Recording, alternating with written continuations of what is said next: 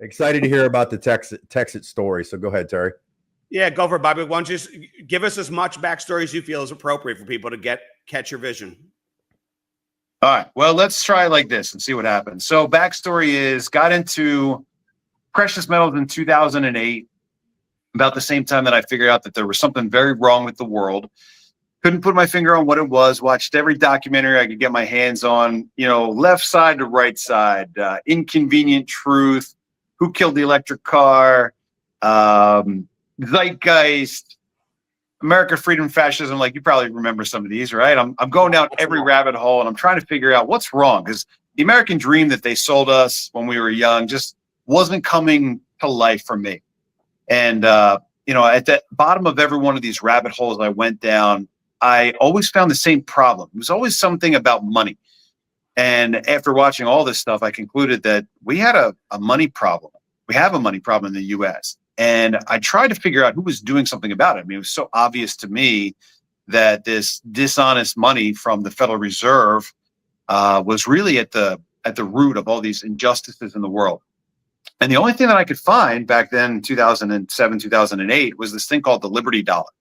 And the Liberty Dollar was started in 1998 by Bernard von Malthus, and he set out to make his own currency. And I thought that was a great idea. I've got a background in like corporate barter, so I saw it as like a barter currency, and it didn't have any of the drawbacks of a barter currency, where you don't have to pay somebody commission every time you want to trade it, and it was really great. So I said, I'm getting involved with this guy. I meet him, we say hello. A week later, he gets busted by the feds and ends up going to jail for a while for counterfeiting. And I was undeterred, because I thought what he was doing was really great, but I thought he was doing it all wrong. He was making these Liberty Dollar silver coins, but they looked really similar to U.S. currency. They had the word dollars on them, and he was out there spending them at places like Walmart, bragging about it on national television. And I'm like, look, you can make a copy of a $20 bill anytime you want. It's the moment that you try to spend it as current money where you've now broken the counterfeiting law. And I looked at it and I said, look, this is a great idea, but we have to do it different, or we're no better than they are. You can't deceive someone into using honest money, right? You can't get to the truth through some sort of dishonest strategy. And so that's when I created the American Open Currency Standard. And I think it's very coincidental that somewhere on planet Earth in 2008, this Satoshi Nakamoto, maybe not his real name, was also seeing the same problem and was also creating his or their own currency as well. The big difference between me and them was that I went physical and Satoshi, of course, went digital. And so that's where my story began back in 2008. I did very well. I made a lot of coins. Hold on, let me mute out my notifications here because I'm on my phone.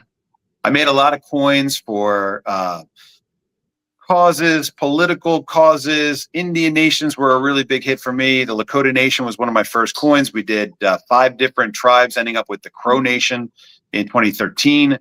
So I made a lot of coins, and I had a lot of experience getting people to use these coins as an alternative currency, but it's work.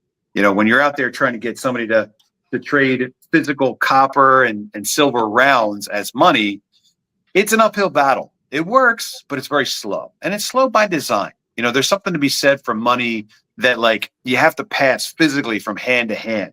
It helps create strong connections and community, community values and all that stuff. But I never saw crypto coming. While I'm on my little gold and silver horse and buggy, this Bitcoin freight train goes flying by. And I never saw it, because when you're in the gold and silver world, you've got the blinders on, right? If you can't hold it, you don't own it. And so, my career was successful. In 2012, I ended up making what is probably the most famous coin in the world today, the original Bitcoin coin, as a commemorative back then. And I made that when Bitcoin was $5. Bitcoin was trading at $5 a coin back when I had the honor of creating the original Bitcoin coin. And this is a cool coin because it gives, this intangible digital thing a physical presence. And I saw it as a bridge between these two worlds of very opposite ends of the value spectrum.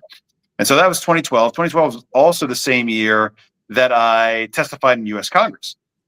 So Ron Paul's last domestic monetary policy subcommittee hearing on parallel currencies, the roadmap to monetary freedom. I had an opportunity to come in and be the last person to speak at the very last Ron Paul hearing while he was in Congress. And so that was kind of cool for me back then. Very. Fast forward 2017, crypto's taken off. I'm living in Asia, having the time of my life, raising my family, homeschooling and world schooling them. And I got to see crypto firsthand in Asia. You know, in Asia is where 60% of all crypto trading is done. China, Korea, and Japan are the biggest trading markets for crypto. And so I got to see crypto rich, you know, front and center. I remember sitting on top of the Marina Bay Sands Hotel, you know, this beautiful hotel in Singapore. It's got like this boat suspended across the top of these 3 buildings and the infinity pool. And I'm watching on my phone as Bitcoin passes $20,000 a coin. I go, wow, what a long way it's come from $5 a coin, right? And so I watched that and I said, there's something here. I don't know what it is. I come from a totally different world, but there's something really exciting here that people are really passionate about. And I know I'm going to be a part of it somehow, somewhere, someday. But today I'm still in my gold and silver horse and buggy.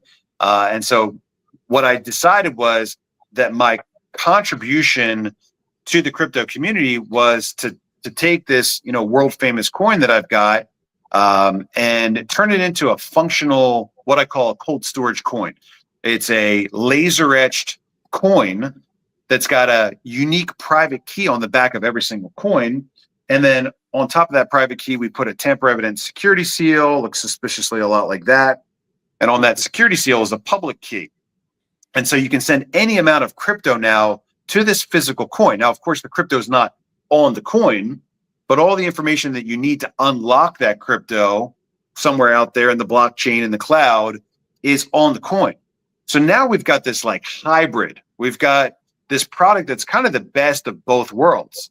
You know, crypto is cool, it's fast, it's digital, but we've got problems with people getting hacked. We got passwords forgotten, you know, and crypto is the Wild West of money. Like you can't just run down to your local Bank of America or Chase branch and reset your password or like change your PIN code or like get a refund on whatever somebody hacked out of your wallet. And so now you can take a digital asset, embed the information on a coin and lock the coin up in your safe. And so for the first time now, you've got the ability to have a reliable way of keeping crypto safe. And so that was my entry into the crypto community. Besides, you know, making the original commemorative coin, now we've got a functional tool. And I've always approached crypto from that angle. Like, how can we help people get involved safely, easily? Like, you can think of this as my first Bitcoin.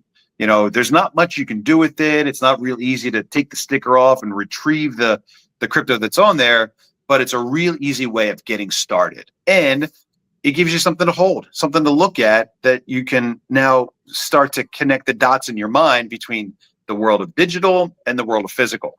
And so 2017 is when I made my first cold storage coins and made millions of those coins at this point. We've got tens of millions of dollars of crypto stored on those coins for people all over the world.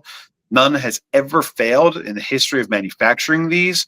And so, you know, it was a long time, even after I made the cold storage coins, where I finally had the whole crypto, I don't know, I'd say like the whole crypto realm makes sense to me. So between like learning about Bitcoin 2011, 2012, and actually getting started by creating my own rocket ship, Texit coin, you know, you're talking about a dozen years there.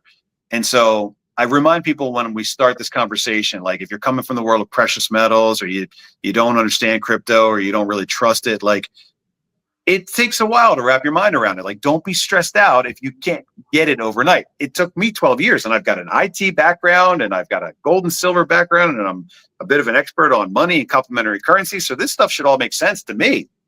But when we've held, you know, tangible money for so long, it takes a while to embrace money that has no physical form, that has no central issuing authority. And it's fantastical.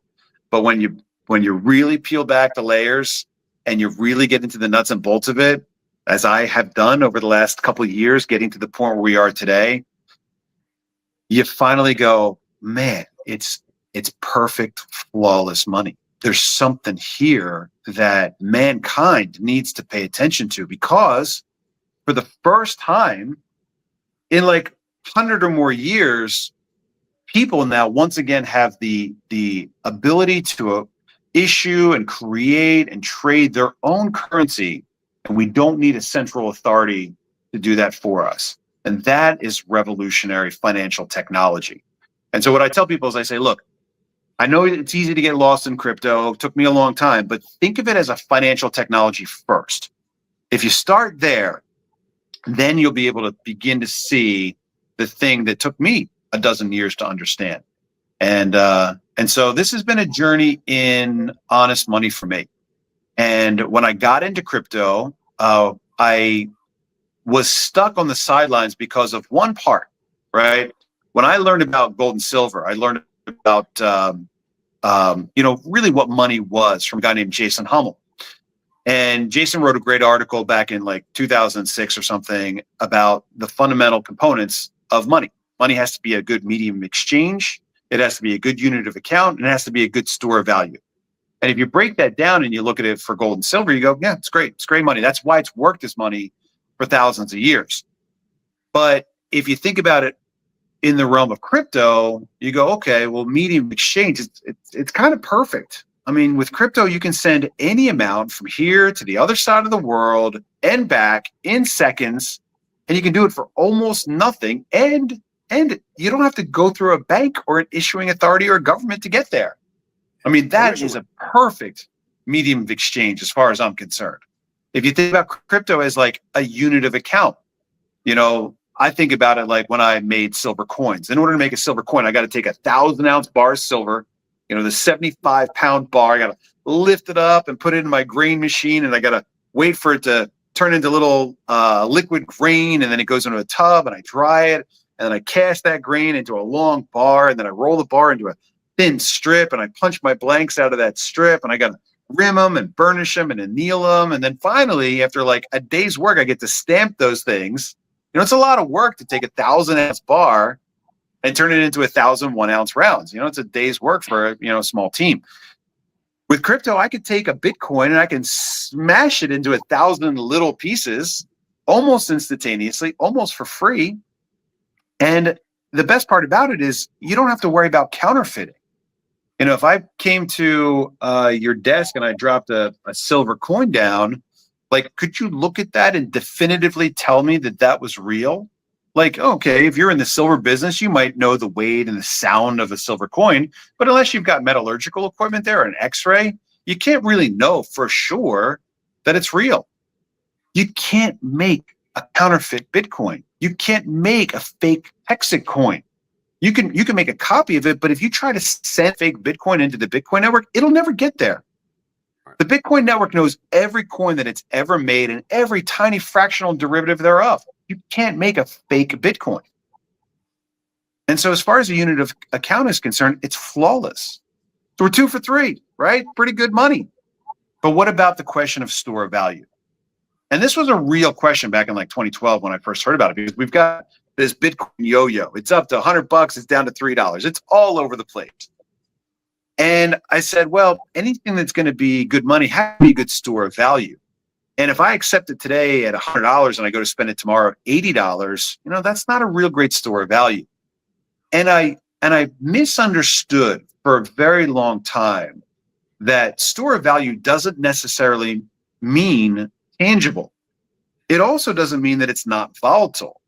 When I first got into silver in 2008, I bought my first 100 ounces of silver for $23 an ounce. And then I watched the price of silver go all the way down to $8 an ounce. That's a huge drop for any investment class. That's a big drop. And so, we can have volatility in all kinds of different markets. But what I really misunderstood was that store of value doesn't mean that it's not volatile. It just means that you can use it to trade for something later that's valuable. Like you can't eat your silver coins, right? You can't put an ounce of gold in your tank for gas. You got to monetize those things at like a coin shop or a pawn shop before you can actually spend the money and get something that you want. All those things are designed to do is hold on to that value so that you can spend it later.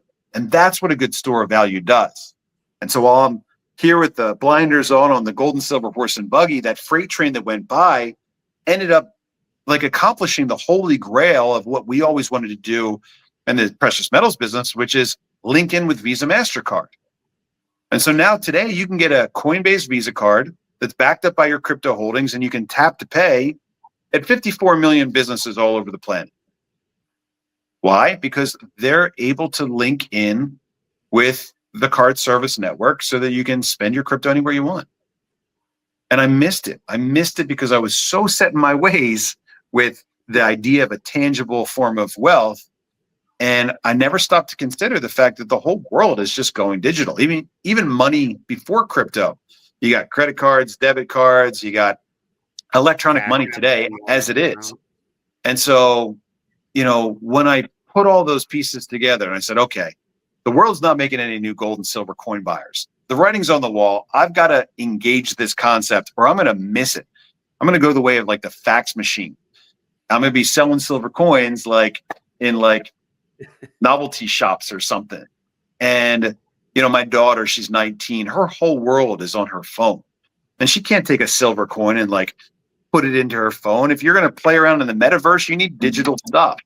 And kids today are concerned about in-game currencies and NFTs and digital collectibles and all kinds of stuff, but it's not physical. Like my daughter's never going to go out and buy a safe where she can stockpile the gold and silver coins that she goes out and buys. Like the only coins she's going to ever have are the ones she inherits from me when I go, right? And so if we're going to be successful in this mission of honest money, we got to use the tools of our time. We have to use tools that are convenient and accessible. And, it took me a long time to admit that just might not be gold and silver. I'm not saying that gold and silver aren't valuable. I think that they're extremely valuable. I'm not selling my collection, but I'm saying that when it comes to money, I can't pay my vendors in Ukraine or Serbia or India or in Singapore with gold and silver coins. I use crypto to do that. It's just fast, borderless, perfect, flawless money. And, like I said, I encourage anybody that's new to this conversation to look at crypto first as a financial technology that allows individuals to trade with each other, something that the market has determined to be valuable without having to go through a bank, without the worry of counterfeiting, without having to ship it and insure it and do all the stuff that we would normally have to do with some of the other forms of alternative currency that are out there. And so once that all hit me like a ton of bricks, I said, I know what I got to do. And the most interesting thing about it when that moment came was how deeply I realized I was at the right place at the right time. I had just come back from Asia, 7 years of experience understanding the Asian culture. That's a big thing for crypto. I just built a building that's got huge power, that's exactly what you need to mine crypto. I've got a perfectly insulated building that, you don't have to worry about heat and all those things down here in Texas. That's something you need to get involved in crypto. I've got this background in IT. I've got this background in coins and currency. I've made, the original Bitcoin coin. I'm like, I've got a lot of credibility in this space. Let's see if I can take it out for a spin and do the impossible, which is start my own cryptocurrency. And when you look at it, at face value, it's like, 1,000 people a day do that. Get in line. Like, who are you? What makes you special? And then you, like I said, you look a little deeper and you go, okay, well, apparently this guy's got some experience in alternative currency and he's got some experience in the cryptocurrency space and he's made a valuable tool that the industry uses to keep crypto safe offline where it can't get hacked and won't go out of business. And so you put all those pieces together and you go, hey, it's kind of my party. I just didn't show up until like way late. But at the same time, I've got all this experience now of looking at all these projects that came before us that failed. It's really powerful to be able to learn from all of those mistakes. And, so people say like, well, aren't you afraid? It's like, well, no, I know what all those guys did wrong. We can learn from those lessons. We can read the indictments. We can read through the court transcripts and find out what they did that was wrong. And we can do it better. We can do it the right way. Still risky, still there's an inherent risk in everything that we do.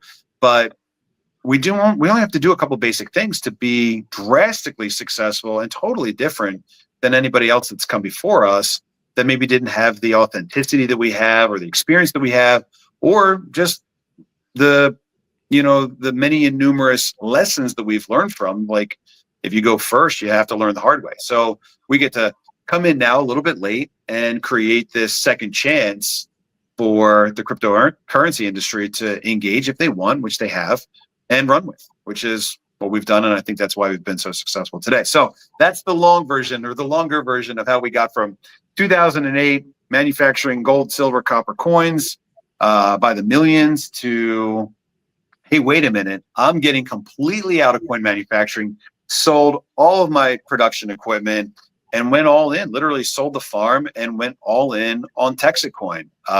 It's incredibly coincidental as well that I'm here in Texas. Texas is, a land of abundant energy, and cryptocurrency mining is all about energy. With cryptocurrency, instead of taking that 1,000-ounce bar of silver, we're taking electricity as our raw material. We're putting it through a production process that we use these things called ASICs to do. And at the end of every production day, we get a handful of digital coins as the reward. So it's a very similar parallel to what I'm experienced with. And that's another thing as well, coming from industrial factories and manufacturing, like, I'm not scared away by things like 3-phase power and 480 volt, this, that, and the other thing, like heat exchangers and pumps and tanks and immersion cooling. Like, this is all very natural for me as well. And so, like I said, when I looked around, I said, this is kind of built for me. I'm the right guy to do this. It was an easy fit once I finally took the blinders off and said, let's think about money as we go into the digital future. What's the best money that's out there? Crypto is pretty cool, but it lacks a leader. It lacks somebody that has a commitment to honest money.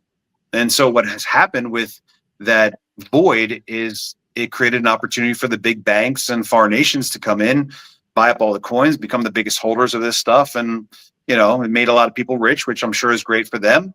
But it's caused us as a cryptocurrency community to largely lose our way. And so that's where I think, I'm meant to step in, bring crypto back to what it was originally supposed to be: digital, decentralized, peer-to-peer currency for people, by people, based specifically here in Texas. Wow. Love it. So let's talk about where you are now. So now you went. Hold on real quick, Terry. Hold on. Can you hear us good, Bobby? You're very quiet. I'm going to try switching over to headphones if you guys don't mind. Okay. Yeah, go ahead and tell me. Let me know what this sounds like, and maybe I can hear you better. Okay, we'll test. We'll keep talking until you hear us all right tell now, us Bob? you can hear us. Can you hear us? Connected, but I can't hear you through the headphones yet. We're just going to keep going. Check. Okay, but you can hear us like this if we talk? I got you, just like this. Okay. Very quiet, but I'm just going to keep going. All right, go ahead, Terry. So let's talk about where you are right now, Bobby. You decided to go proof of work instead of proof of stake. And I know we talked about that recently, but I think it's important for people to hear why you went that route, because there's a lot less friction, going a different way. So talk to us a bit about that. Yeah. So the first thing is, I always tend to do things the hard way. Proof of stake is easy. Click, click, click. Building a layer 2 is easy. It's something you can launch with almost no work. And that's what happens, hundreds or thousands of times a day. And so the challenge that I see with that is control.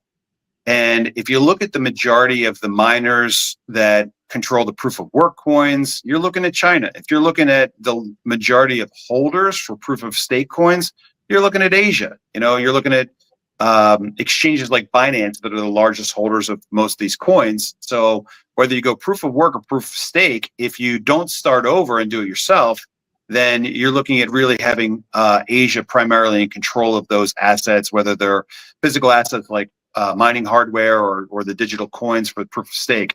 So first and foremost, I decided we had to start over, right? I looked at all the options that were out there. I could throw my hat in any of these rings. I know some of these guys that started some of these bigger coins. And I said, we really need like a made in USA version of this thing. We've got plenty of power in Texas. Let's start there. And let's do it the real way, because the proof of work concept gives us something physical that we can fall back on as our backbone. And I've always been a big fan of physical, obviously come from the world of precious metals. But if we do proof of work, now we've got something to point at and something to build, something to rally around. And I really like that idea. When we looked at accessibility of hardware and accessibility of energy resources, proof of work just made sense. To me, proof of work's the better, more honest way to go. And that's why we started with the POW. As far as technology was concerned, I've always been a big fan of Litecoin. Charlie Lee is actually a customer of ours on our coin business. So I've liked that technology. We took Litecoin, we didn't fork it, we cloned it, which means we started with a blank slate, no pre-mine, no advantage for us, and we got started mining it right here in Texas. So proof of work that's the one that I like, and it just means real. You've got something real that begins to give the coin its initial value. And I looked at all the proof of work coins that were out there, and I said, look, there seems to be a connection. It's not always perfect, and sometimes one leads the other, but there's definitely a connection out there with the proof of work coins between the size of the mine and the value of the coin. And so as I evaluated what would have to be done and how much would have to be invested to create a top 100 crypto, a crypto that's somewhere on the list of globally respected coins, we're either going to have to throw a couple $1,000,000 at like promoters and influencers and pump and dumps, or we're going to have to build a mine. And we didn't have the ability to build the mine. I didn't have the money for that either. But I decided that that's the program that we could do, specifically because I had seen it done successfully so many times in the past. A buddy of mine started and ran a company called Bit Club Network back from 2014 to 2018. And I don't know about you, but I would largely give Bit Club Network and BitConnect credit for putting Bitcoin on the map in the first place.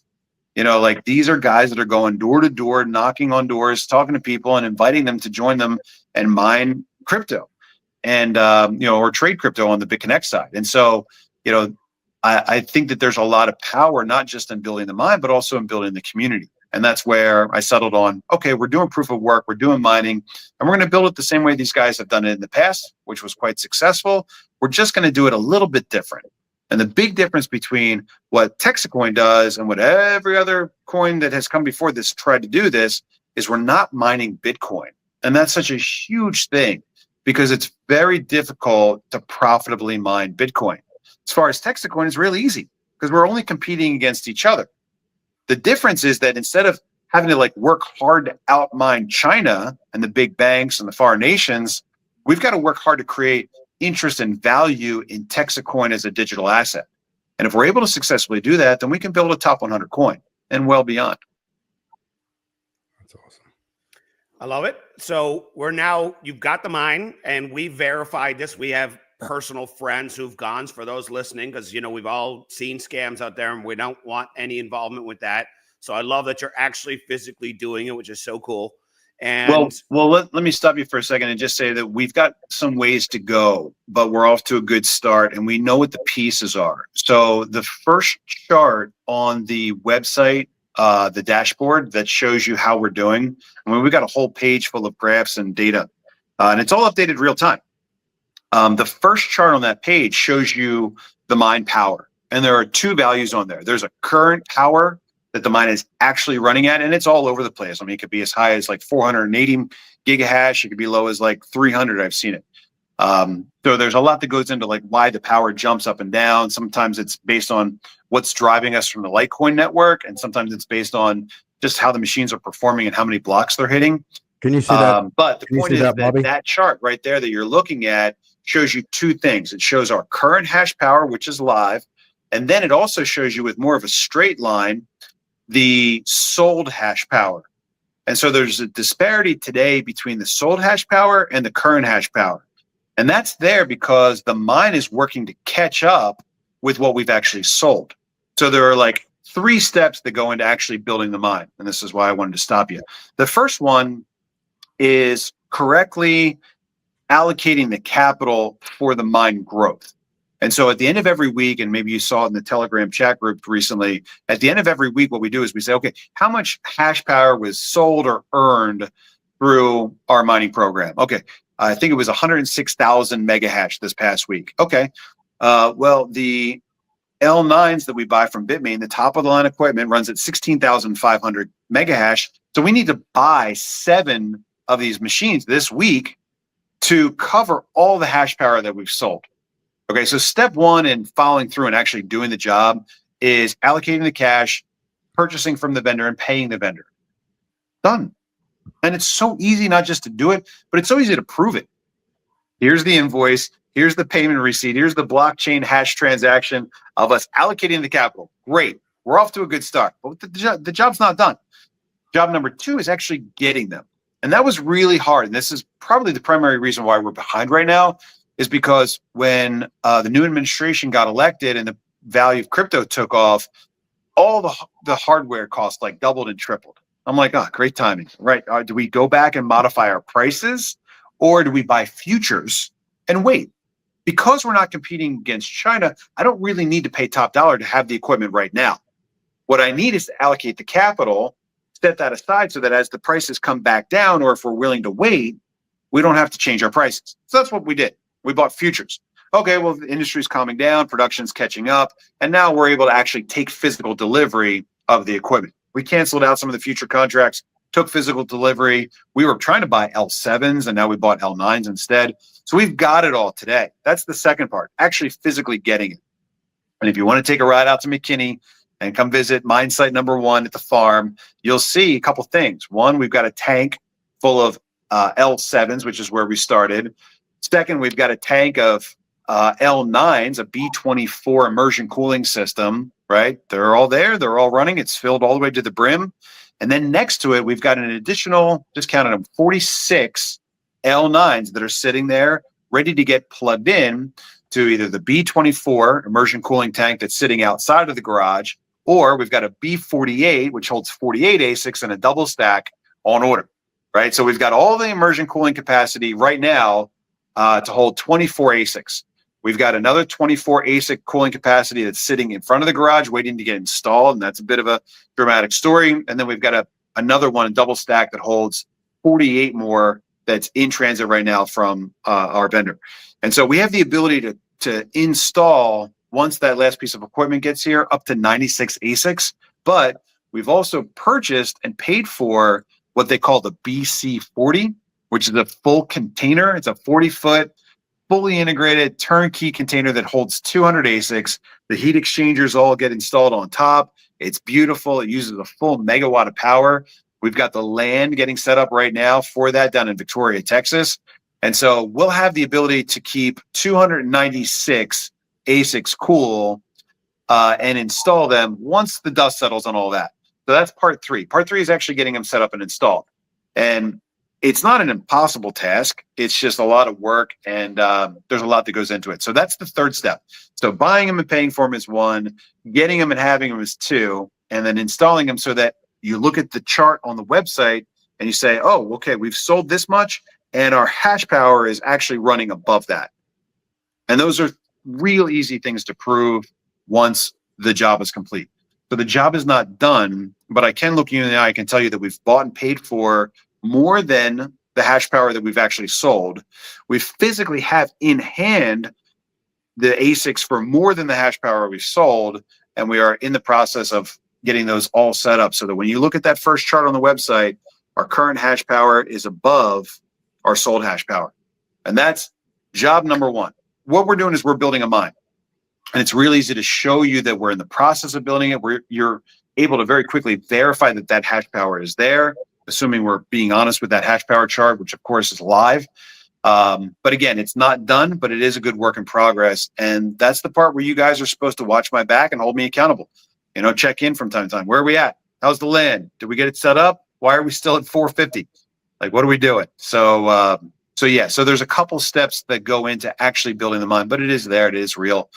And, you know, for a long time, I said, like, I don't know why it's so hard. These guys that have done it before, they never built the mine.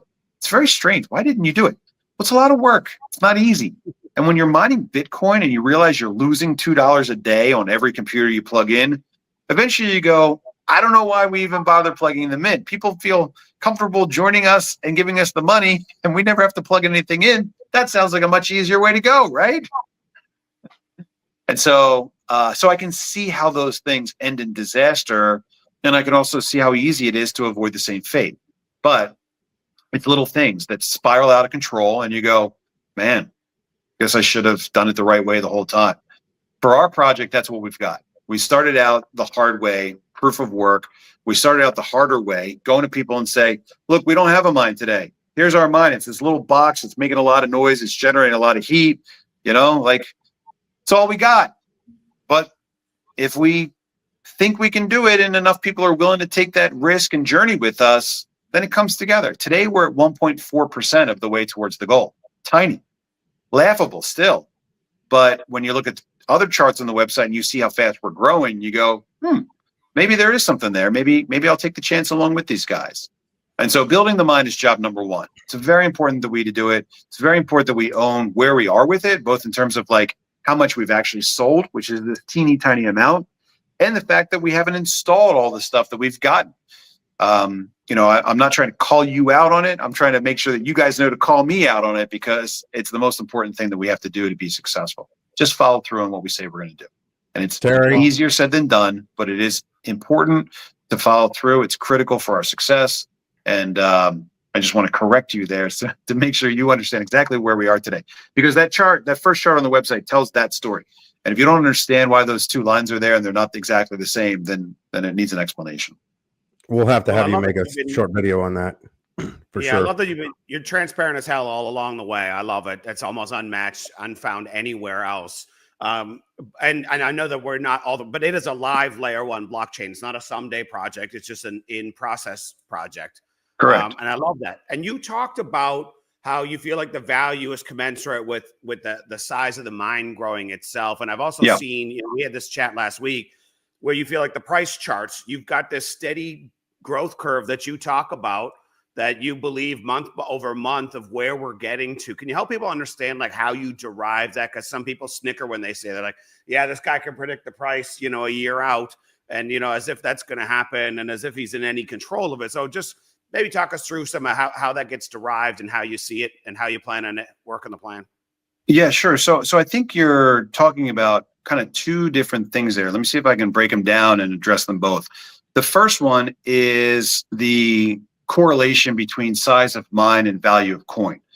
And so that's what I looked at with proof of work coins. And you can go into like CoinMarketCap and you can get a list on CoinMarketCap of proof of work coins, and you can see that data. You'd have to go back and extrapolate some of the, the mining data maybe from another site. But if you put the mining data on top of the price data, you'll see again that there's a very strong correlation between those two things.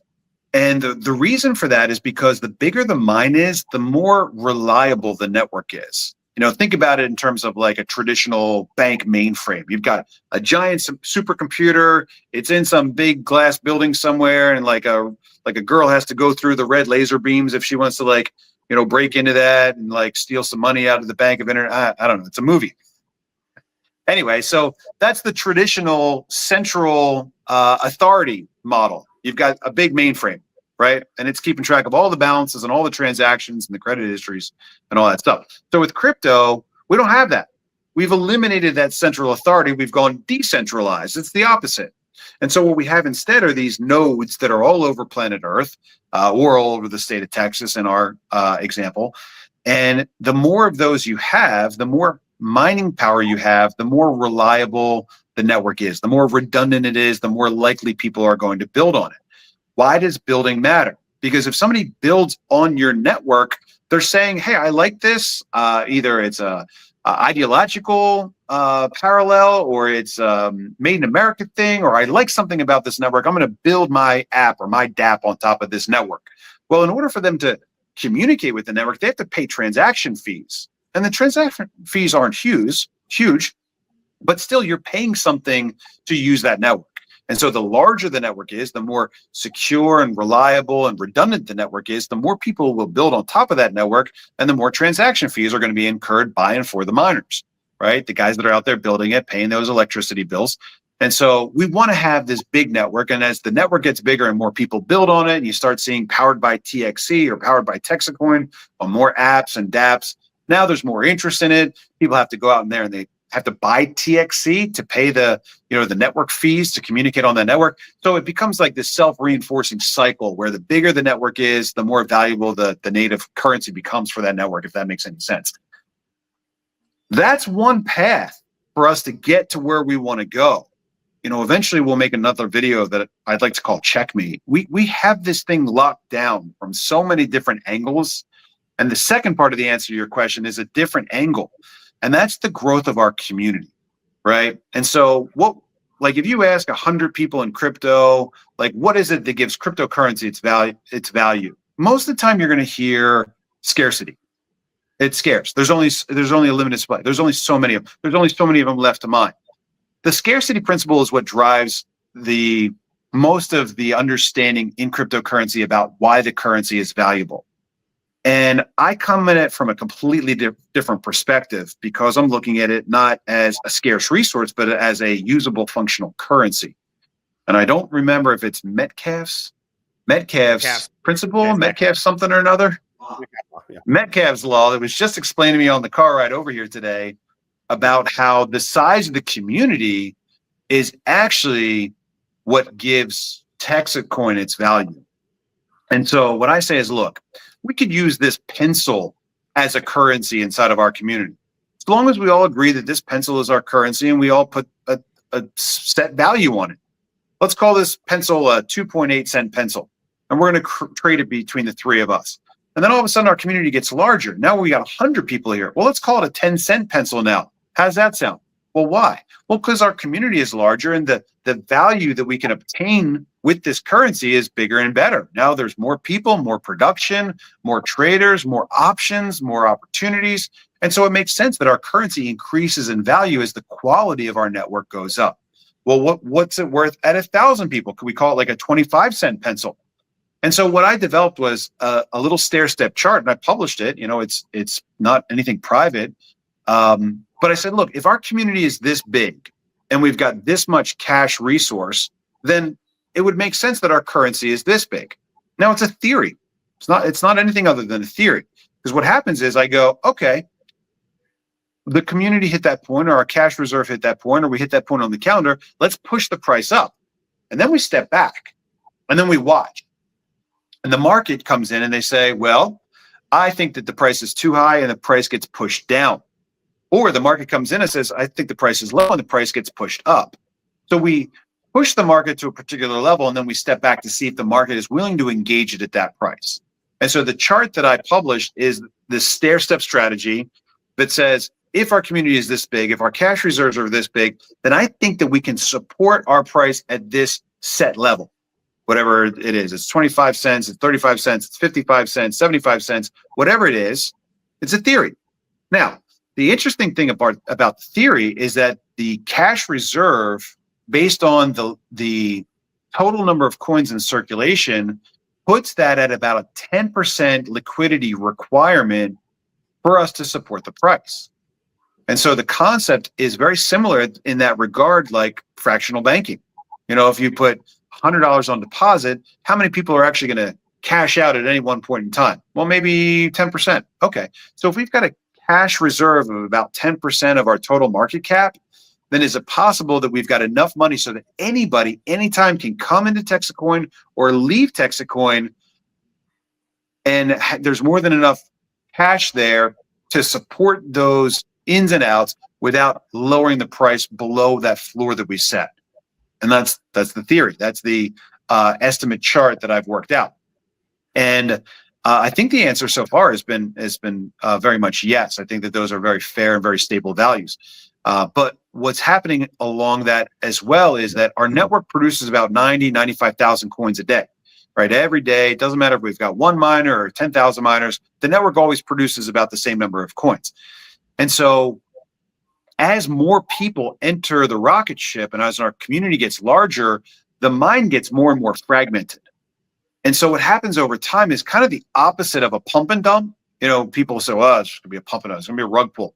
What happens is as we get bigger, as more people join our community and those coins that get paid out every day go into more and more and more wallets, we become more fragmented. And so it becomes more difficult for any one person to have enough coins to push the price below what we have set as far as a target price at any one point in time.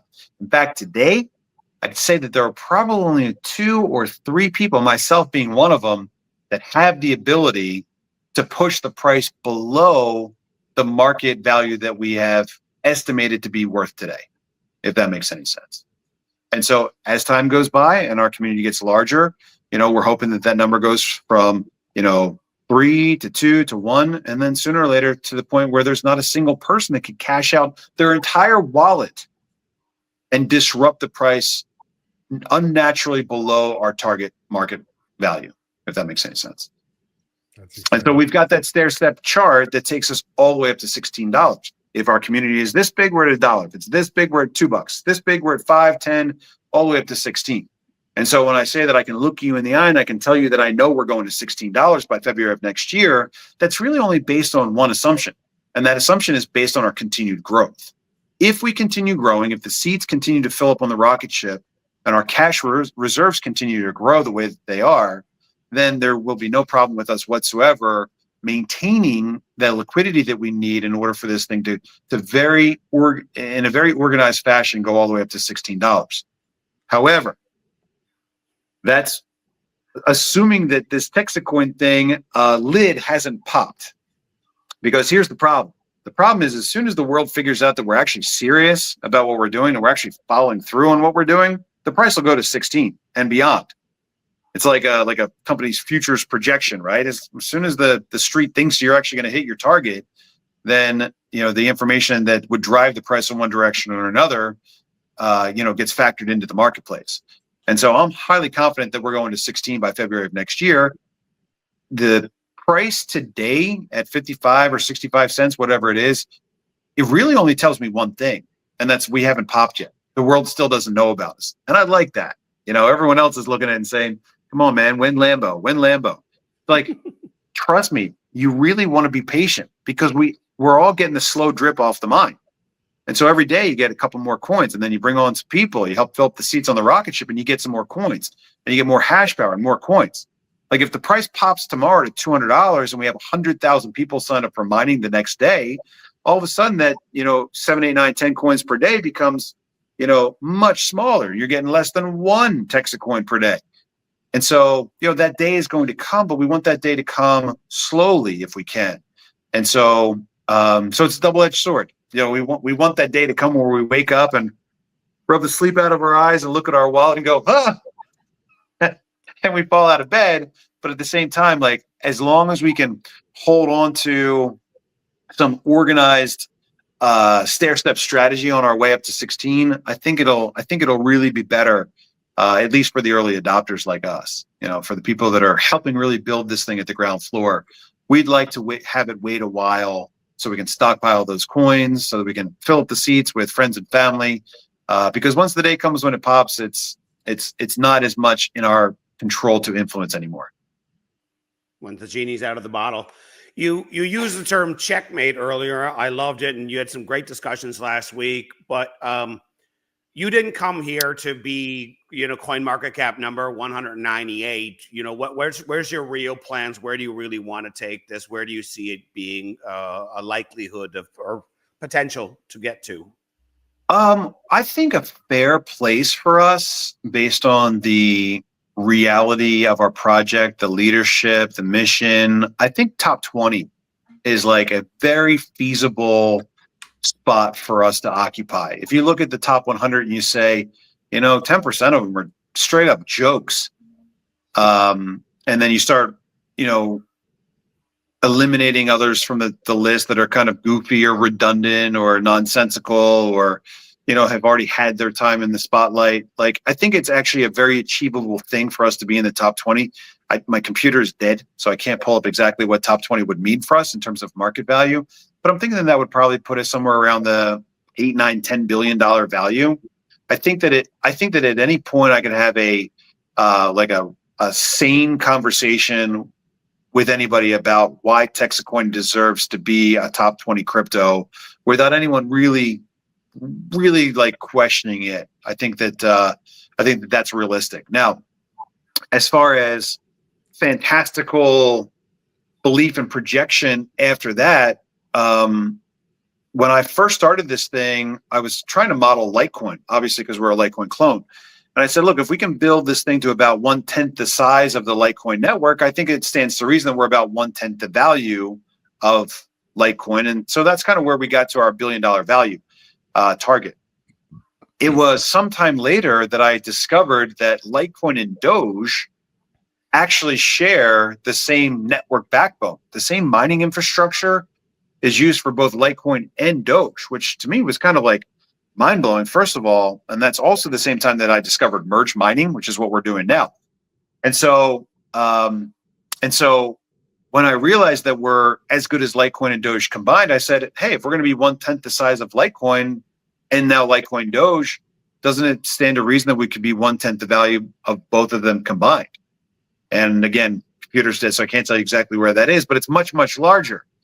But there was like a little asterisk on the end of my theory. And the asterisk was based on the fact that we're a permission blockchain. Not anybody in the world can just fire up their computer and start mining Texit coin. And so that gives us a little bit of limitation in the realm of mining.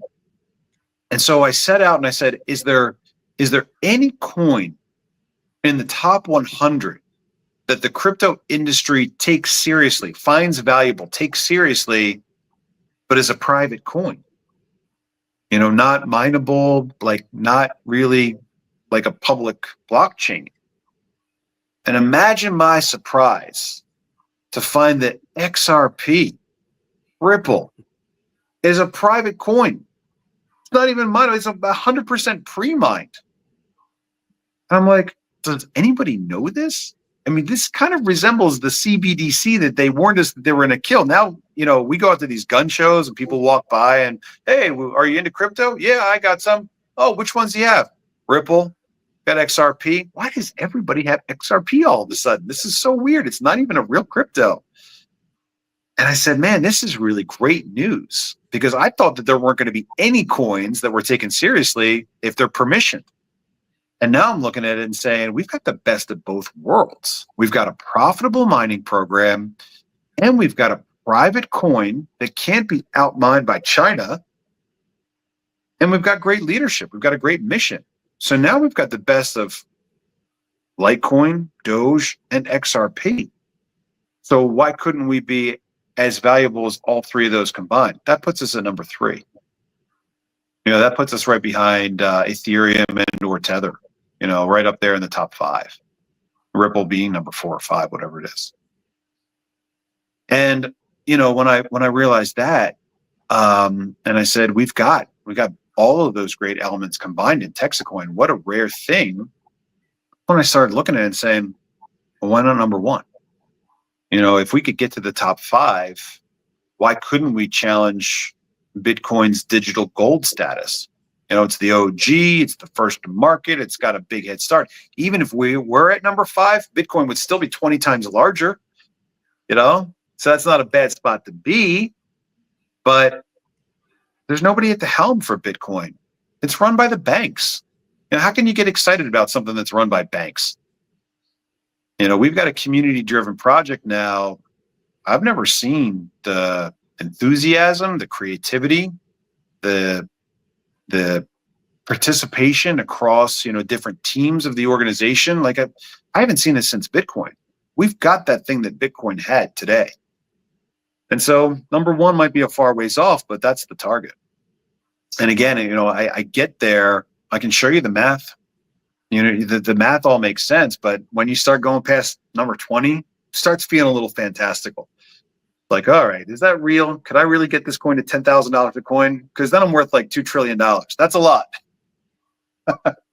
So again, number 1 is obviously, I think, a realistic goal. I think top 5 is a very realistic goal. And I think that if the market correctly values us, not based on the size of the mine today, but based on the mission and the fact that we know where we're going and we know how to get there, as soon as that realization is accepted by the market, we'll be a top 20 coin. Bobby, last week you talked about a lot of really interesting things. One is we've talked all about the phase 1 stuff. I think people really need to hear about your phase 2, this idea of getting the currency its actual utility, people using it. That downtown model that you talked about is fantastic. And then also the idea that you are building up a war chest of money to become omnipresent. You know, you picked Texit for a reason, so you could point your marketing dollars at a target audience, which I thought was brilliant. But you know, you've got a lot of ideas beyond that, so maybe you could start sharing some of those things. Well, there's a lot to unwrap in there. So let's start with phases. We got two different phase conversations. The first is the mining phase, and then the second is the utility phase, as most people call it. You didn't necessarily ask about the mining, but let's go through it real quick just so people understand the mining strategy. So when we set out to build the mine, we asked the top experts, like, how big of a mine do we need to have for the world to take us seriously? And they got out their pencils and calculators. And this was at the World Digital Mining Summit last year in Las Vegas. I'm actually speaking at the World Digital Mining Summit this year. Hopefully you guys are going. And they got out their calculators and they did the figures and they said 35 megawatts. 35 megawatts is what you need to have in order for the world to look at you and go, yeah, that's a good mine. That's a big mine. And I did the math on it and I said 100 million megahash. It's kind of exactly what I was shooting for, right? I think 100 million megahash with the new machines is like 33 megawatts. So 33, 35, like somewhere in that range. And so to get there, we're building the mine in three phases. Phase one is where we are today, which is a couple little micro sites scattered across DFW.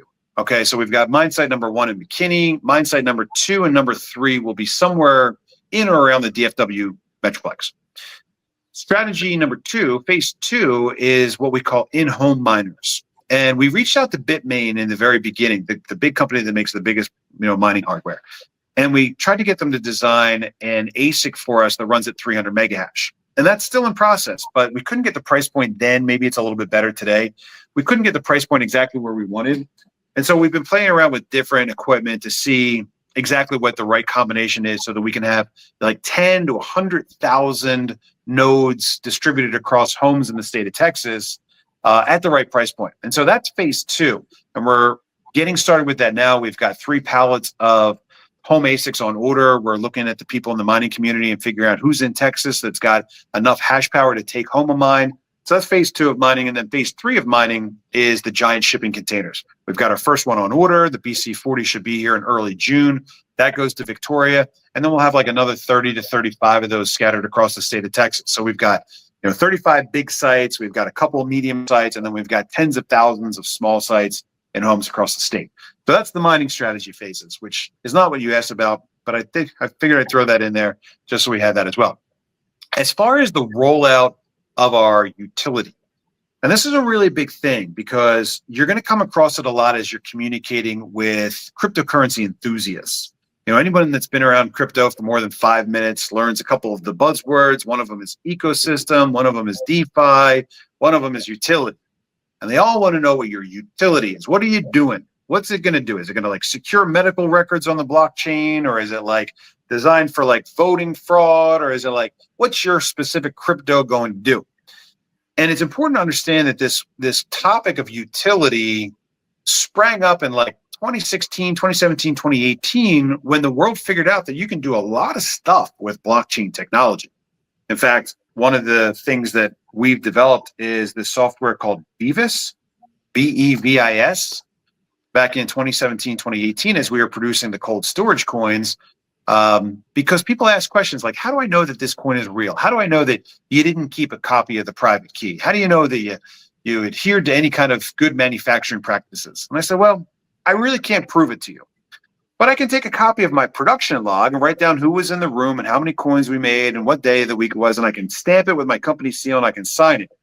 And I can publish that information to the blockchain so that you've got an immutable, uneditable, decentralized, permanent record of the production the day that coin was made.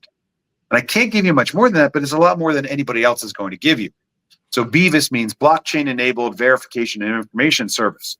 And so if you scan the code on any one of the back of the coins we made, you get some information. Where it was made, who made it, who uploaded it. And so that's a utility, right? We didn't have to develop our own coin and our own blockchain to create that utility. We built that one originally supported by the Ethereum, and then we switched over to the Bitcoin Cash network because it was faster and cheaper to use. Anyway, the point of all this is that what the industry forgot as they found all these fun other uses for blockchain technology is that use case number one, utility number one, is money. And it's not surprising that they kind of forgot that, because there are very few people in crypto that understand the money conversation. I understand the money conversation. I was there in the early days. I testified in Congress about alternative currencies. So these guys see blockchain technology as like this bigger picture. I'm looking at it and saying, guys, you're missing out on the biggest industry in the world, money. Everyone uses it. We all need it. We trade every day. And so instead of us trying to get some fancy use case for Texit coin, why don't we just focus on the one that everyone else forgot, which is currency? And so our utility is currency. Now, that's a tough nut as well, even with Texit coin and the leadership, because like we talked about before, anything that's going to be used as money has to have a stable value. And it's certainly nice that Texit coin seems to be stair-stepping its way up to $16, but what happens if it goes the other direction? You know, we actually saw a flash pop. I don't remember when it was. I think it was like February, up to $59 a coin. $59, our all-time high. And that is because of something else that most people don't understand, which is we don't have enough sellers today of Texit coin. You can go into a market like Bitmart or DexTrade right now, where Texit coin is traded, and you can see how much selling resistance there is at different levels. So you could say, well, what would happen right now if I wanted to buy $10,000 worth of Texit coin? Well, you wouldn't get 55 cents, that's for sure. And you wouldn't get 56. You'd probably pay an average of like 75 cents for Texit coin, because there aren't enough sellers to resist that purchase, and it would drive the price all the way up. So when the price of Texit coin jumped, I think at the end of February, and it busted through like the 35-cent threshold, there weren't any sellers up there to stop it from running all the way up to $56. And people made a lot of money that day. That was a fun day for some people that actually were paying attention and caught it, because there wasn't enough selling activity on the market. Anyway, long story short is, even though that's fun, if the market jumps and then crashes and you're a baker and you get paid for your, rolls at $56 and then Texit coin crashes back down the next day to 47 cents, you're going to be pretty pissed, and rightfully so. And so to deal with that, what we're in the process of doing right now is developing our own technology to, for the very first time, allow people to build layer 2 on top of the Texit coin blockchain. And the first layer 2 that we're building is a community currency. It'll be specifically for the city of McKinney. We're in the process of replacing their downtown dollars with what we call downtown digital dollars. And they asked us to. They said, we've got this community currency right now. It's called downtown dollars. Nobody uses it. How would you feel about making an alternative that's better, faster, easier? We said, yeah, that's exactly what we want. That's like, you're speaking our language. And so ultimately what we need to do is prove out that our system works, and then we'll have access to their fairs and festivals. And that's the prize. And so we got to prove that it works first, and that's okay. I understand the concern about having 100,000 people coming into downtown, and then all of a sudden your payment system doesn't work and nobody's buying turkey legs or waffle cones and funnel cakes. So we want to make sure we got it working perfectly before we even try to do that.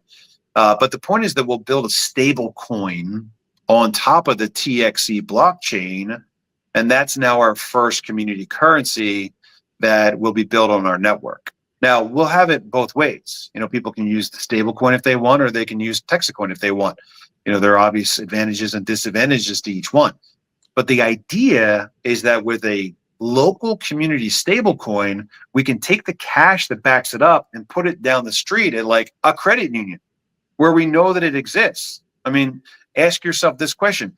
Do you believe today that there's $144 billion of treasury notes and cash in a bank account backing up Tether?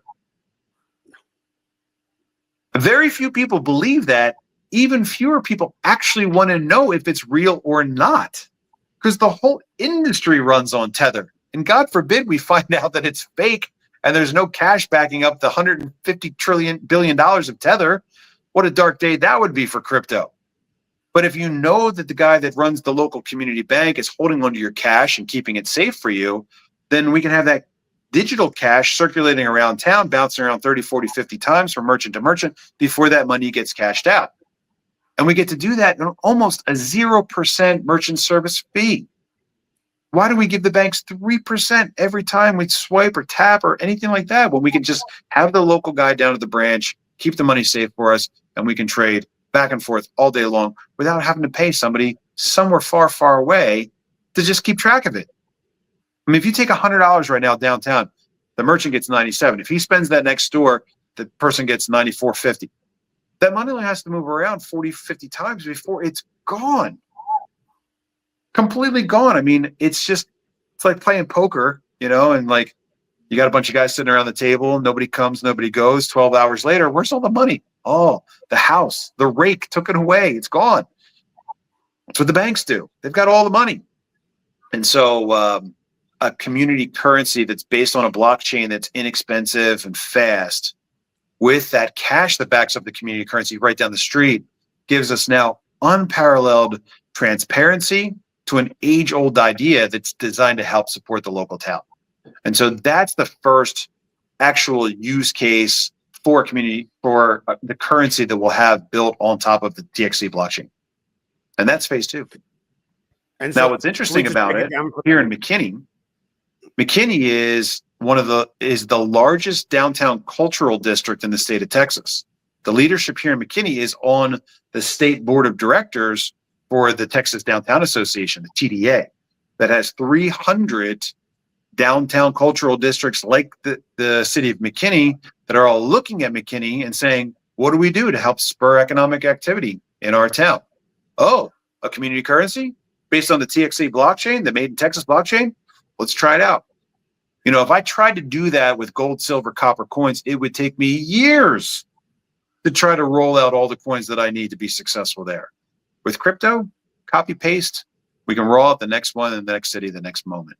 And that is what we need to actually be successful in restoring honest money around the state. So, Bobby, just spell it out a little bit for people. So I'm in McKinney. I go to a downtown festival. I drop $100. I get an incentive for participating. Right? You broke that down a little bit last week. Just try and help them see it from the consumer standpoint. Like, how do you get it adopted? Because the previous model wasn't, right? Yeah. Yeah. And that's really where the rubber hits the road, and the experience that I have with the fairs and festivals doing this already. So let's take a walk through it. You go to the big event, and unfortunately, you're going to be forced to download an app, right? You got to download the City of McKinney app in order to participate. Now, City of McKinney is just an example. We don't have it this far along. We were much further along with Gonzales. But Gonzales is a much smaller town that doesn't really have many big events like McKinney does. And so you download an app. The incentive for us in Gonzales was actually really great. We still are working on rolling out free Wi-Fi service for downtown Gonzales, which has almost no cellular reception downtown. And so now you roll into town, you pull out your phone, you connect to the free Wi-Fi that you can get only when you download and install the app. And inside of the app, they have the ability now to purchase the downtown tokens, right? Tap to pay goes through either a Google Wallet or an Apple Pay, and you get a 5% benefit as you buy in. So there's an incentive for the consumer to pick up a larger chunk, right? So you buy 100, you get 105 of the downtown digital dollars. You go around, you tap to pay, you scan to pay, you tap to pay. Comfortable, familiar features, just like what you would do with your phone, with anything else, or with your credit card. Merchants get it real time. It's instantaneous. They see the transactions confirmed and the sale is complete. Now, we have kind of two different versions of this. One is the fair and festival version. The other one is kind of like the normal course of business version. But if we're going through the fair and festival, we know that the next day, 90% of that cash is going to get redeemed and turned back into dollars, right? And so most of that money is going to leave town. The guys that show up in the food trucks and the traveling carnival, they pack up the next day and they're out on to the next event. So the thing that we're looking for from that, and we don't know exactly what the numbers are until we've had an opportunity to model it, and then even more so when we do it, is how much of that cash actually sticks around the next day. What we saw when we were doing the half-ounce copper tokens was something like 25%, and that was huge. What we're hoping for with this model, after specifically a fair festival, is 10%.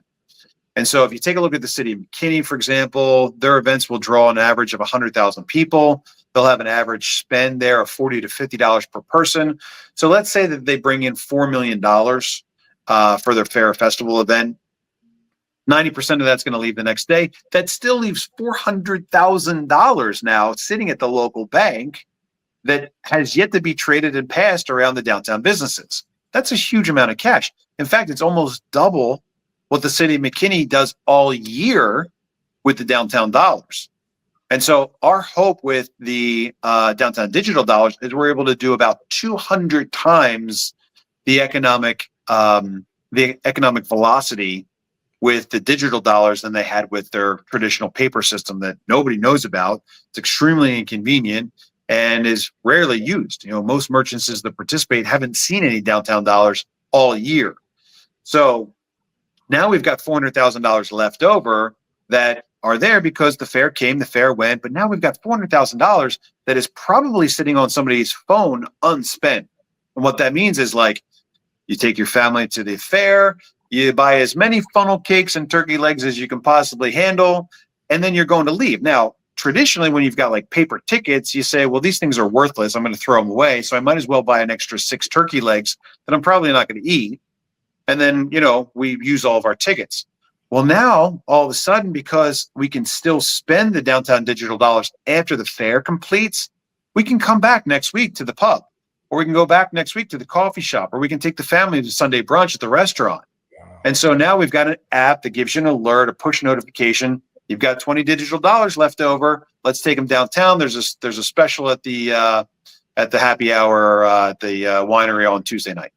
Now we can remarket to the people that still have coins and have them come back. Instead of uselessly spending them on funnel cakes, they can now take their family out to dinner. Oh, dinner is going to be $60. I only got 20. I'll add another 100. So I've got some more for next time, right? So there's a continual flow of cash coming into that digital economy. Now, on the merchant side, you got the second part. The merchant's got 2 options. The merchant can either cash that out immediately and have a negative incentive of 10%, or they can kind of look at their money and say, all right, well, I need money to buy my raw materials. I got to pay the electric bill through the power company. I got this, this, and this, but I'm going to go shopping. I'm going to eat lunch downtown. I'm going to go to the coffee shop. I'll use my downtown digital dollars to support the local community. And then I'll use my cash money for the things that I've got to buy from out of town. So what we don't know yet is how many merchants will immediately cash out, turn that digital dollar back into fiat currency and take it to Walmart, versus how many of those merchants are going to circulate that money, and then how many times that money is going to circulate before it ends up getting cashed out as well. If we can get that money to circulate 4 times, then it's now less expensive. Even with the 10% cash out fee, it's now, if you spread that cost across those 4 transactions, it's now less expensive than Visa, MasterCard, and we've got a win. The average number of times that a community currency is spent before it leaves the economy is 40 times. And so with crypto, because of the transparency that cryptocurrency gives us, we can track that money. Okay, where did it go? It started at the coffee shop, it went to the boutique, it went from the boutique to the bakery took it over to this shop. We can give people a little bit of a window on like the economic health of their town.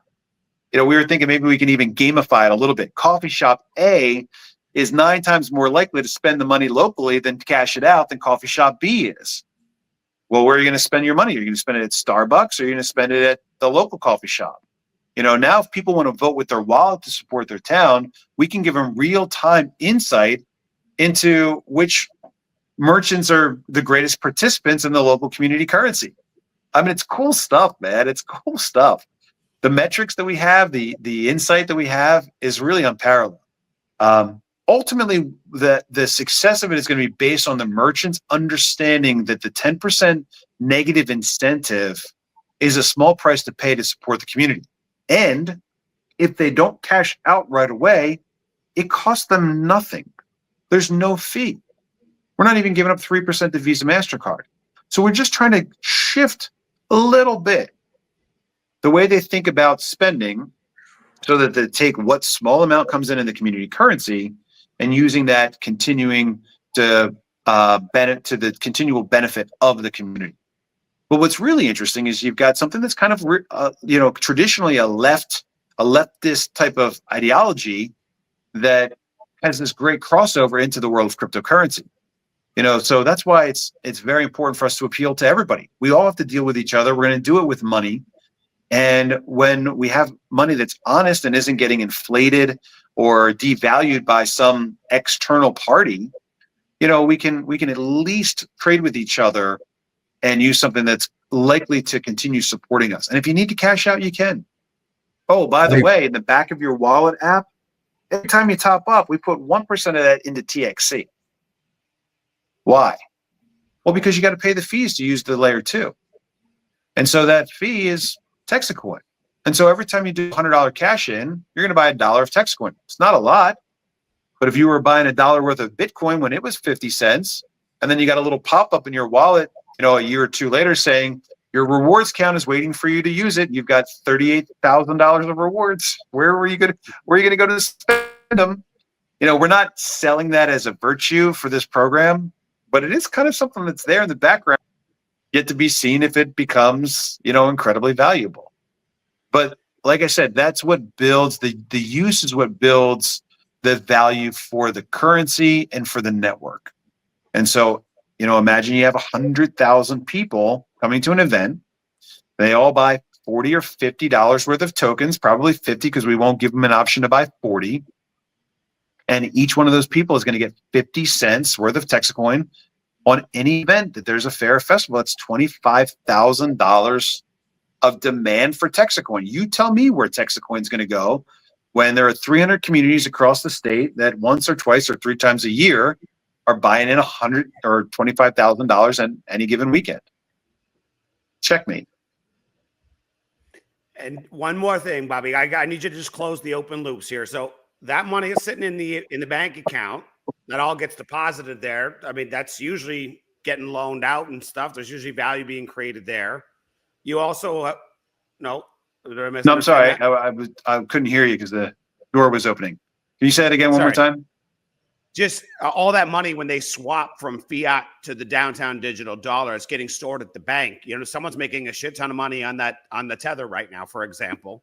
Yeah. So there's money to be made there, and then also the rest of your for us. By the way, that money's for me. That's for downtown digital dollars.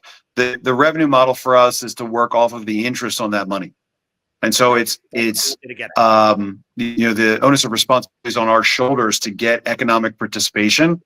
So we build up that store of value to pay out more and more interest to us. And then you also in your regular business activities generate excess cash. So all that stuff combined, eventually you've got a huge, let's call it the marketing budget. Just kind of show them how you see that scaling and kind of some of the ideas that you shared last week about where that's going. Well, there's a lot of money, first of all. I haven't gotten deep into specifics yet with it, but I will eventually, because it's important for people to know, first that we're very, very healthy financially. Just building up the liquidity reserve that we were talking about is a big thing. Building up a hash power reserve is a big thing.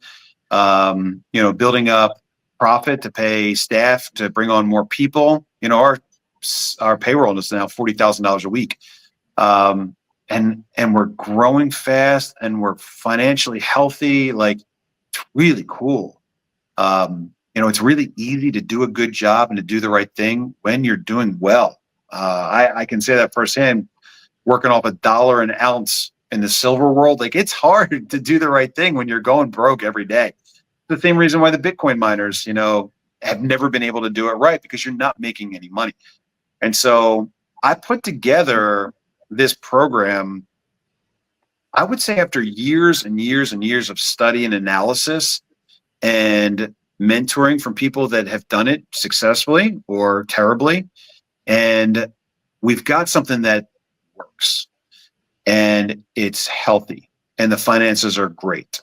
And like I said, I'll share more about it down the road. But as far as what you're talking about today, we we have a budget. And I tell people we do three things with the money. We build the mine, we pay commissions, and we promote the coin. The exact numbers on that, 50% is for our comp plan. 10% is for building the mine, and 20% is for promotion. And so those are the exact numbers. Those are the exact budgeted numbers. Now, you can look at the revenue and commission split real time, or it's like the end of last week. I don't have my computer up, so I can't tell you exactly what it was, but we did $617,000 in revenue last week. I don't remember, but I think our commission was something like $250,000. And so you can look at that and see firsthand that $250,000 is not 50% of 617. 308 would be 50%. So we're $58,000 under budget on just the comp plan itself, right? So that's extra money that just sticks around the company for us to use for the furtherment of Texit coin. It's kind of what I was talking about a minute ago about us being very financially healthy. We're very good. Now, going one step further, 20% is earmarked for promotion. Last week, we did $617,000. 20% of $617,000 is $154,000. Is that right?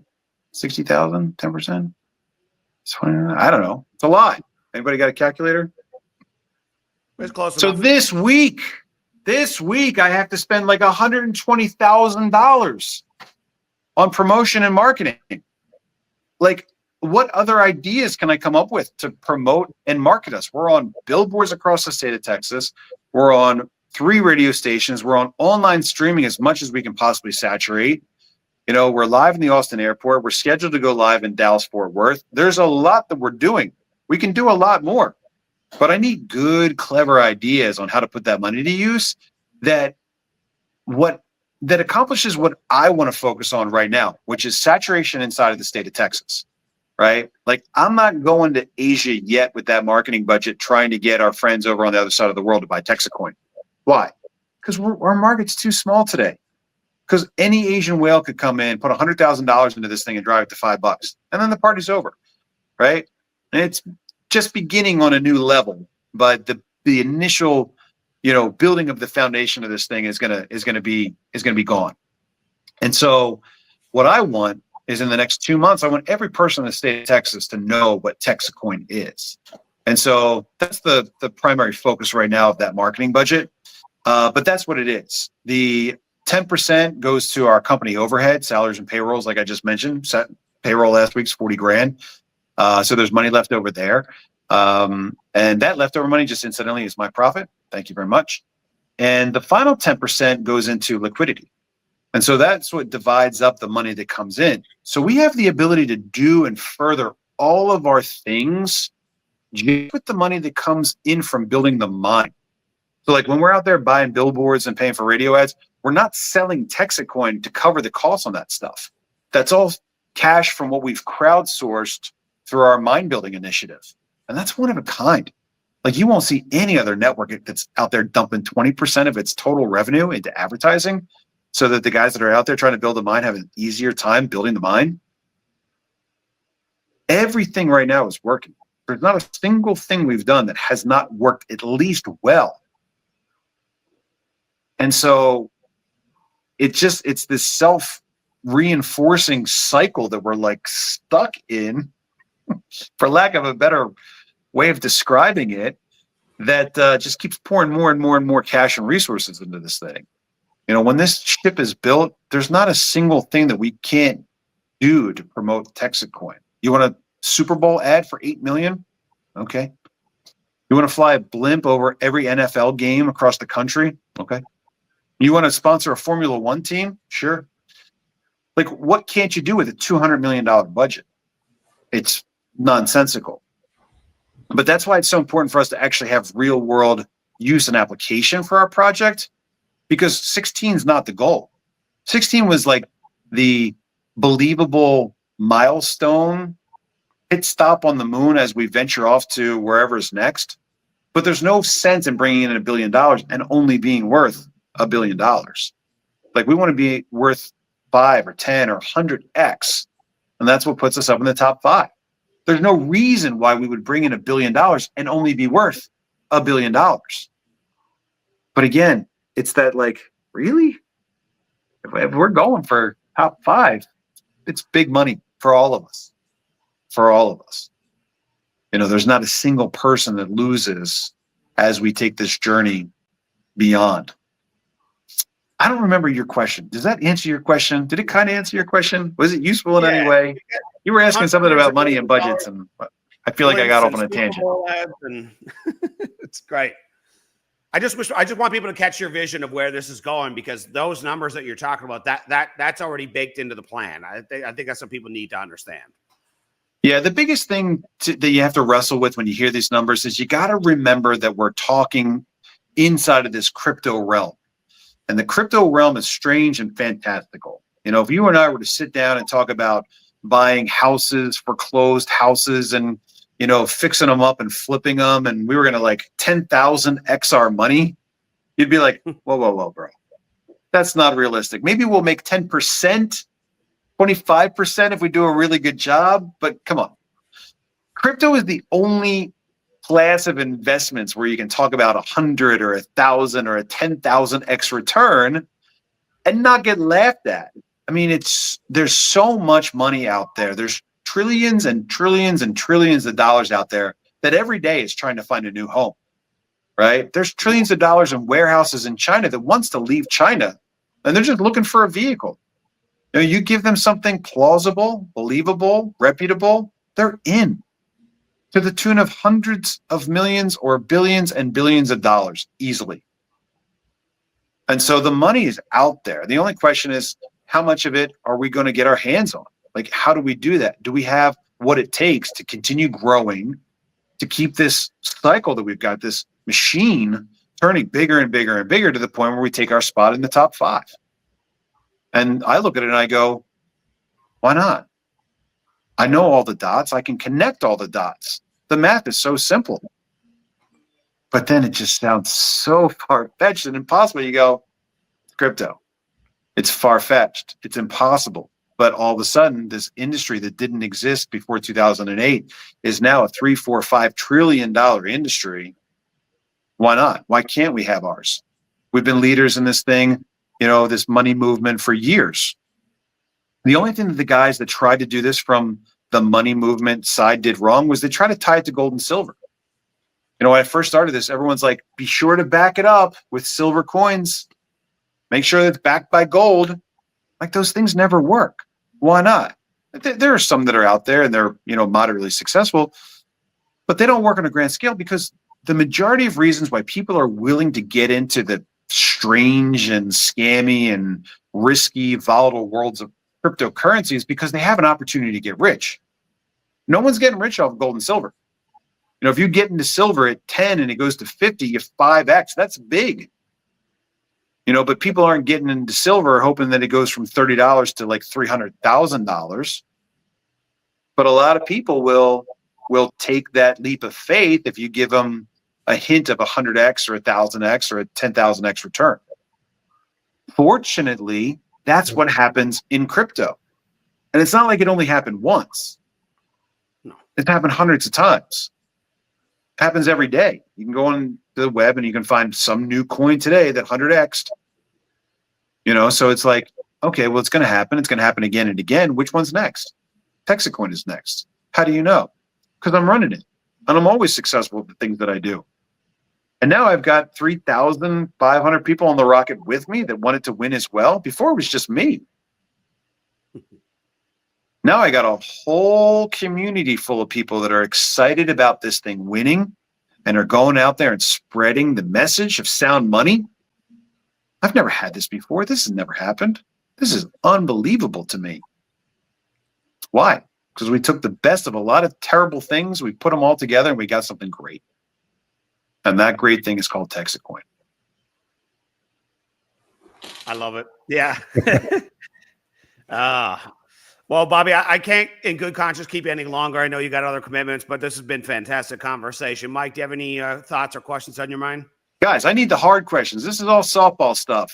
Someone's got a question out there. We will get them. Be dealt with. Let's make a video about it. Bring it on. There's no topic off limits. I'll get into every part of it. I will always have a conversation anytime with anybody that's respectful and courteous. You want to dig up my dirty laundry from the past? Let's go. If we're going to find the Achilles heel on this thing, let's find it now. Let's get it out of the way. You know what we can do? Let me jump in here, Terry, real quick. What we can do is maybe what we'll do is we'll isolate certain topics and interview specifically on those so that we can easily segment this. Because this was like fantastic. Obviously, it's the most detailed thing I've ever heard really in the crypto space. Terry would not shut up about how fired up he was in a good way. The last call you guys had, and because a lot of this is like drinking out of a fire hose with a lot of people. So what we're going to do, and there's nothing wrong with it. Some people just can't handle that kind of overwhelm, and a confused mind does nothing. It is a lot. You just gave, but the thing is everything you gave us was gold. Don't think twice about the delivery of what you just said. We had to get this out here, and I will splinter this up.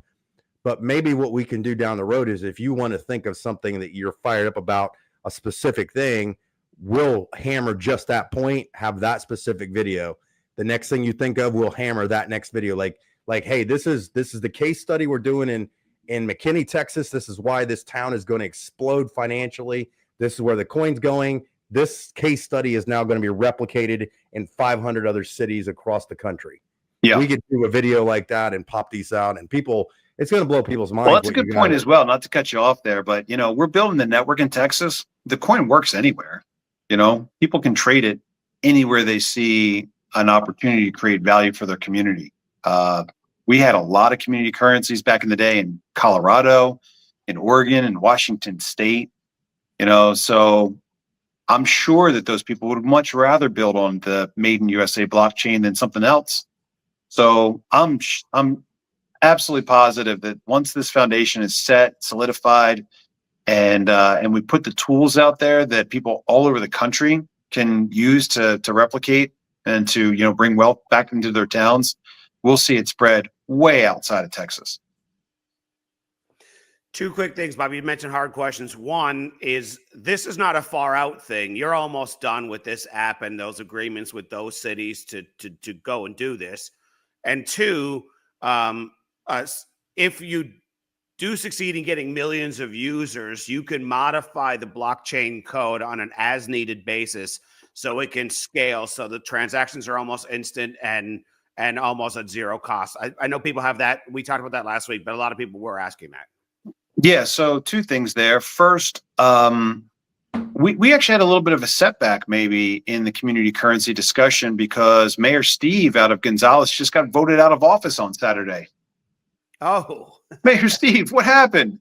He was our local champion that was really helping get things going in Gonzales, and we're already connected with the next mayor. But political changes like that happen, and that's why it's important for us to work through the front door, the back door, and the side door, as I call it.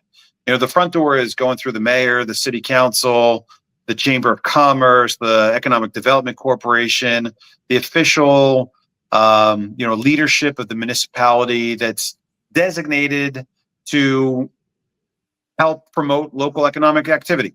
That's what we would call the front door. And so McKinney, we're in the front door, and that's great, but that could change anytime, any place. We don't know whether that's because a new political party is voted in or because the winds change as they often do in politics. That's one angle. The second angle is the back door, and the back door is through the community participants. We're having, conversations now over lunch or coffee in McKinney with merchants saying, well, can I start right now? I'm ready to go. Do you want to pay today with it? And we're like, no. We're not ready yet. But the fact that a consumer goes in and offers to pay in an alternative currency, the same way that I did it back in the day, with the silver coins. So that's what we think of as the back door. And then the side door is through the merchants and businesses. The merchants have their own associations. Maybe that's the Chamber of Commerce as well. But you can go directly to the merchants through a Yelp or a Groupon-like sales pitch and say, hey, we've got a new initiative that's designed to bring you more business that you wouldn't normally have, and it's based on this community currency. And then businesses usually love it. Businesses pay a premium to be on the square because they want to participate in the community aspect of the town. Right? If you don't care about that stuff, you go park yourself way outside of town where people have to drive and come and see you.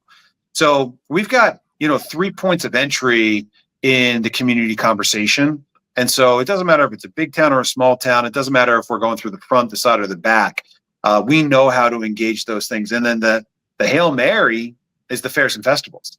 That's the biggest opportunity of all, and the most accessible, because they organize a totally different way outside of the political spectrum. And so the community currency thing is happening. It's really just waiting today on technology. We finished the layer 2. We've got some things that are causing us to take a step back and rethink some of our strategy on the layer 2. Just to throw it out there, we've got 3 different code bases: ordinals, runes, and omnilight that we have been working with to build a layer 2. They all do something a little bit different, some advantages, some disadvantages. We got it done the really hard way, but now we're taking a look and saying, okay, we have to build something not just for ourselves, but we also have to build an API that we can publish out there so that anybody can come along and say, oh, I want to build on the TXT blockchain as well. Let me have the tools. So we did it the hard way, and now we're looking at it and saying, maybe we should circle back around and do it the easy way as well, so that others can engage it more quickly than having to go through a full code development. So that's what's happening right now with the community currency. So the community currency is a go. It's not dependent. I mean, everything that we need for Texit Coin to be successful, we've got in our own hands. There's not one external thing that we need, save for the world to continue spinning and the power to stay on and the internet to stay up. Like, we need those things. They're not in our control, but if they keep going the way they've gone for the last couple thousand years, we're going to be just fine. Second part of your question was about just scalability of the blockchain itself, speed, transaction time, yes. That kind of stuff. Yeah. So in that conversation, we get into some wrestling with the concept of decentralization and the fallacy that Bitcoin, cryptocurrency, Texit Coin are purely democratic, driven by the people for the people, and that's not entirely true. In any of those cases, you've always got a handful of people, whether they're core developers or they're miners or they are exchanges. You've always got a small handful of people that are in a position to guide or control the cryptocurrency. And I would argue that you kind of want that to a certain extent so that the mob doesn't get control and take it in a direction that it's not supposed to go. However, you would really hope that the person or people or group that are in a position to nudge the project in a particular direction are committed to the ideals of the mission. And so I can't think of a more congruent team than what we have to that end. And just go back and watch my congressional testimony from 2012 if you're in any way concerned about whether or not that's true. But the point is that, yes, we have the ability to modify the code if and when the needs of the marketplace dictate that we've got to make a change or an improvement in order for the currency to continue to be usable. This is exactly what happened in the case of Roger Ver and Bitcoin Cash back in 2017. Roger Ver is looking at transaction times and transaction costs going through the roof. I mean, I remember in 2017, it costing $50 in transaction fees to send Bitcoin. It was so expensive and so slow. My first Bitcoin transaction ever timed out. 24 hours later, it still didn't go through, rejected back to my wallet. I'm like, this isn't a usable currency. This is totally stupid. He saw that same problem, and Roger Ver split it off and launched Bitcoin Cash. And Bitcoin Cash was, of course, the faster, cheaper version of Bitcoin. I think he named it kind of deceptively similar. That was not his greatest moment, in my opinion. But the concept was good. And I don't think that there's been an advocate for honest money as good as Roger Ver. And he checked out. He's made his money, he's moved on. And so, again, that's kind of the leadership void that we've got in crypto, where people are looking at it and saying, hey, we've got this great technology. The technology can be improved over time to, really keep pace with Visa, MasterCard in terms of transactions per second. And we need somebody that's committed to that, that's not owned by the miners. You know, it's really the miners that rejected the block size change because they're making a fortune off of, you know, transaction fees. I don't know exactly what the split of the numbers is between block reward and transaction fee reward for the mining community, but they're getting rich off of that. And so, you know, they've got a vested interest in keeping the system exactly the way it is. And because of that, Bitcoin's turned into digital gold.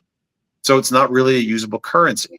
So yeah, we're watching all that stuff. We have the ability to improve all those things. We don't have a community of miners right now that are saying, don't change the transaction times. We're getting rich off transaction fees. And if we ever had to get to that point and we were getting rich off transaction fees, I would eloquently and passionately speak as to why we needed to grow and improve and try to win over the community and, you know, and see it improve so that we can continue to be leaders in the realm of alternative currency. The Bitcoin redo. We're going back to the first line of the light paper, peer-to-peer digital cash. I love it. That's right. All right, Bobby, I know you got some evening plans. Go enjoy your time with your wife and your family. Thank you so much for coming on once again. I do hope to get you on more of these, but this has been fantastic. So I'm out. Thank you very much. Mike, any final thoughts? No, this was fantastic. If you don't mind, Bobby, just stay right there after I end the stream, just to thank you again privately. Will do. And stuff like that. But yeah, thanks for having me, guys. Sorry about my technical limitations here as we got started, but I think we worked through them pretty well. Yeah, you came out great. So everybody just know that this link is active. As soon as I hang up on here, you guys can share the same link, and we will also have an edited version. I'll pull some pieces out of here you guys can share. So thank you guys for being on here. I'm going to end the stream. You guys just stay right there. We'll be good. Peace out. Thanks.